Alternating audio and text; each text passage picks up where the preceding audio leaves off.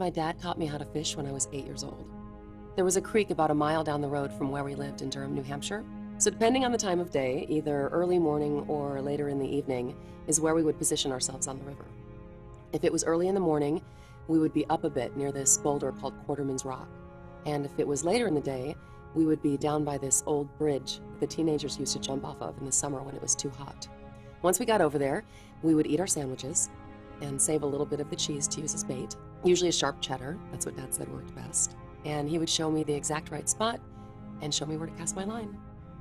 He could tell just from the shade from the trees above and the current in the water where the exact right spot would be. And he always let me cast first. There was this one day, I'll never forget it. The fish just weren't biting. We'd been casting out for about an hour and a half, and we didn't get anything. I mean, normally within about 10 minutes, we were reeling in a few, a couple to take home for dinner and the rest just for fun. But this day, we weren't even getting nibbles. And my dad was really quiet, more quiet than usual.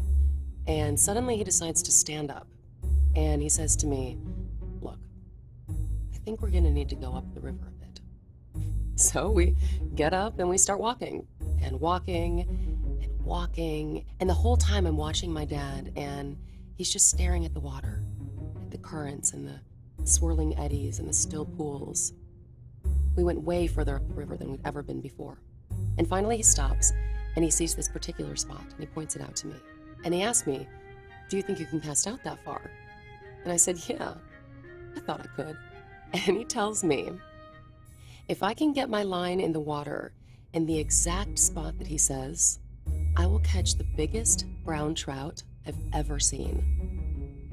So I balled up some bait and put it on the line, and he showed me how to cast upstream to account for this light breeze that had just come in, and I cast.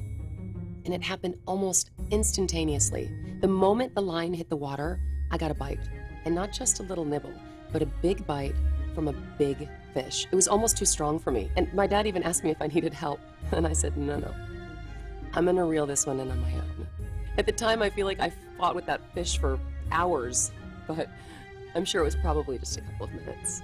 But when I finally landed it, it was a 4.5-pound brown trout, just like my dad had said. There was no way he could have known that that fish was there.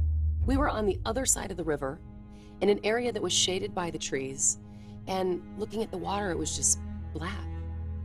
So when I was 17, many years after I'd stopped fishing with my dad because I wanted to hang out with my friends on the weekends, I asked him about it, and he said he didn't know. So I pressed him on it, mainly because I wanted to prove to myself that he didn't know everything.